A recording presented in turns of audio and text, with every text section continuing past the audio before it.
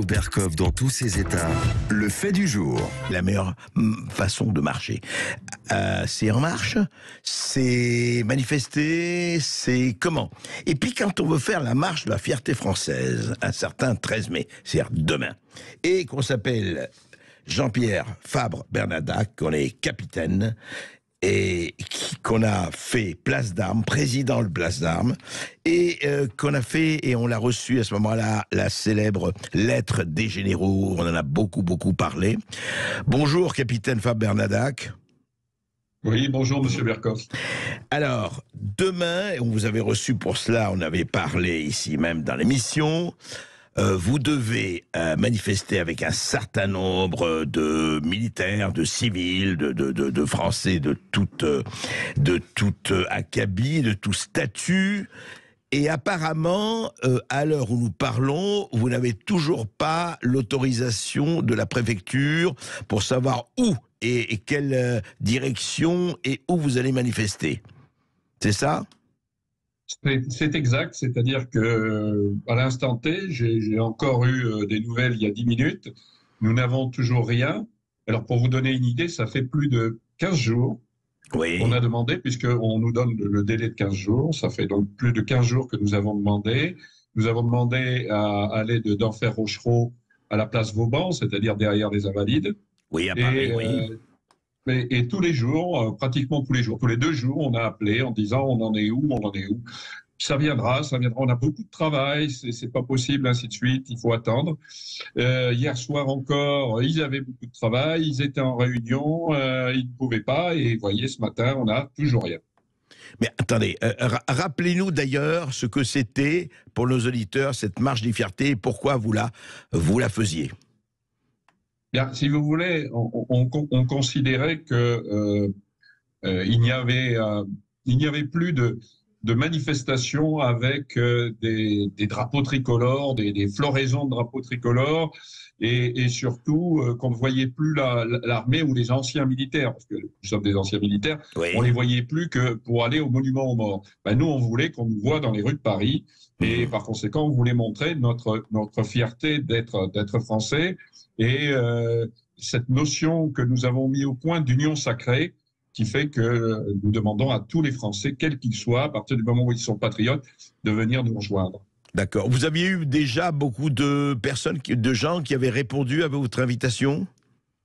Ah ben oui, nous avions des cars qui étaient prévus, nous avons des véhicules qui sont prévus. Alors évidemment, la manière dont s'y prend la préfecture, je ne veux pas être mauvaise langue, mais on dirait absolument que on essaye de tout faire pour qu'on ait un minimum de gens, puisque il y a des gens qui doutent, qui se disent est-ce que ça vaut le coup de monter, le prix d'un car, le prix d'un billet de train. Parce que vous aviez des gens de toute la France qui venaient, vous aviez des gens... Absolument, oui, on n'a qu'une manifestation, c'est à Paris, donc on avait demandé aux gens de toute la France, hein, c'était un moment festif. Je ne sais pas si vous vous souvenez de cette vieille chanson en revenant de la revue. Oui, absolument. On demandait à complimenter l'armée française. Eh bien là, nous, on leur demandait à complimenter les anciens de l'armée française, et je pense que ça aurait été très bien. Demain, c'est une manière de faire un peu de sport, de venir dans cette marche. D'accord. Et nous attendons beaucoup de monde. En tous les cas, je peux vous dire une chose, c'est que nous n'avons pas baissé les bras, et que nous avons toujours place d'Enfer Rochereau à 14h demain. Nous attendons le maximum de personnes. Donc demain, 14h, place d'Enfer Rochereau, parce que effectivement, Jean-Pierre Fabre-Bernadac, vous n'avez pas besoin de l'autorisation de la préfecture pour manifester, si j'ai bien compris. Absolument. Ouais. Absolument. La manifestation n'est pas interdite.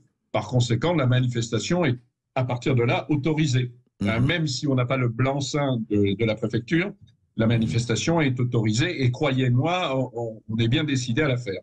Voilà. D'accord, donc rendez-vous demain pour ceux que ça intéresse et ceux qui ont envie de vous suivre, à Paris, place d'Enfer Rochereau à 14h. Mais dites-moi, c'est quand même, c'est bizarre, vous dites tout se passe comme si, enfin, c'est pas compliqué quand même de vous envoyer un mail ou 3 lignes pour vous dire, voilà, ok, tout va bien, parce que est-ce qu'ils peuvent, ça c'est un point de droit, mais vous devez le connaître, est-ce qu'ils peuvent vous dire, oui d'accord, par exemple ce soir, mais vous allez changer d'itinéraire, ce ne sera pas à place d'Enfer Rochereau, mais ailleurs dans Paris. Est-ce qu'ils peuvent vous dire ça? Enfin, Absolument. Et l'imposer en plus. Absolument, absolument. Et c'est une possibilité que nous envisageons, ce qui, évidemment, nous compliquerait encore plus les choses. En fin de compte, le résultat, il est très simple. C'est de dire, voyez, il n'y avait pas énormément de monde. Bon, c'était une simple manifestation comme ça, comme il y en a des milliers dans Paris, et puis c'est tout. Et je crois ça parce qu'on ne me fera pas croire que le vendredi à 12h30, on n'est toujours pas résolu le problème d'une manifestation, de savoir si une manifestation est possible dans les lieux que nous avons dessinés et demandés, c'est-à-dire, comme je vous l'ai dit, d'Enfer Rochereau, Place Vauban. Oui, ça paraît quand même honnêtement assez loufoque, quoi. C'est le moins que l'on puisse dire. On va voir. Alors justement, vous parlez des drapeaux français, Jean-Pierre Bernadac. Je voudrais savoir ce que vous avez pensé de ce vote de l'Assemblée nationale qui a eu lieu avant-hier, qui dit que, enfin sous l'injonction effectivement du gouvernement, qui dit que le drapeau européen sera obligatoire, je dis bien obligatoire, dans toutes les mairies, je ne dis pas tous les édifices publics, mais enfin c'est ce qui est visé, dans toutes les mairies de France et de Navarre au plus tôt. Vous en avez pensé quoi, vous? Je vous répondrai d'abord par une boutade. Aurore, tu n'es pas mon berger. Parce que vraiment, je trouve lamentable qu'on oblige des gens qui ne veulent pas mettre un drapeau, qui n'est pas un vrai drapeau, puisque ce n'est pas un vrai pays d'Europe, le mettre sur un fronton. Je tiens quand même à signaler que nous, militaires, quand on s'incline devant un seul drapeau qui est le drapeau tricolore. On ne s'incline pas devant le drapeau européen. Et cette notion d'obligation me rend mal à l'aise parce que elle doit vous aussi vous rappeler beaucoup de choses durant le Covid. C'est-à-dire qu'il y a toujours, je ne sais pas ce qui se passe avec la Macronie, mais il y a toujours ce besoin d'obliger les gens à quelque chose. Voilà, d'obliger les gens à quelque chose. Ouais. Et ça vous choque quand même du point de vue de militaires français. Vous dites, bon, le drapeau européen, pourquoi? Mais c'est vrai, c'est cette obligation. Après, si un maire a envie de mettre le drapeau européen, il a le droit. Absolument. Mais sinon, c'est pas possible.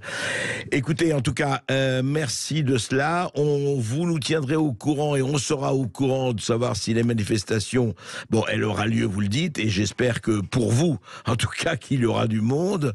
Mais c'est assez étonnant, tous ces jeux de je ne sais pas, je t'écoute, je ne t'écoute pas, je t'entends, je ne t'entends pas, je t'oblige, je ne t'oblige pas. Juste un dernier mot sur la situation globale. Quel est votre ressenti, Jean-Pierre Bernadac, sur ce qui se passe en ce moment? Sur ce qui se passe, vous voulez dire en France, en règle générale ? En France. Oui, écoutez, je pense, vous savez, j'ai fait un petit parallèle avec le cocktail Molotov. Le cocktail Molotov, c'est de l'essence, c'est de l'huile de vidange, et on met avec tout ça un bout de chiffon et on allume. Bien, je vais vous dire, la situation de la France, pour moi, elle est la partie bouteille du cocktail Molotov. Il ne reste plus que le chiffon imbibé d'essence et la flamme, tellement la situation, et je le vois, moi, je viens de régions extérieures à Paris, je viens d'une zone rurale, et je le vois très bien, les gens en ont ras-le-bol, mais ras-le-bol. Ouais. C'est quelque chose d'énorme. Oui, vous pensez qu'on n'est pas loin de quelque chose, et c'est vrai, et on l'entend un peu partout. J'espère qu'on n'arrivera pas à des extrémités, mais c'est vrai que en tout cas, il est posé, et vous en témoignez aussi. Merci Jean-Pierre Bernadac. C'est moi qui vous remercie. Au revoir. Sud Radio.